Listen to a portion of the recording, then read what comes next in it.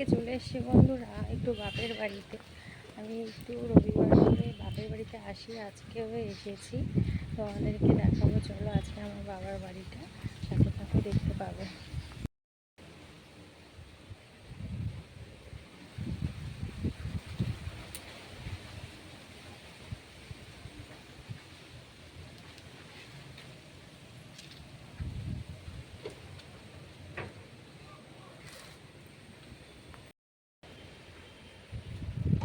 এত বৃষ্টি, মানে বৃষ্টি তো হচ্ছে না, হাওয়া হচ্ছে, ঝড়। আমার মুখের অবস্থা দেখো, চুল মুল উড়ে কি অবস্থা।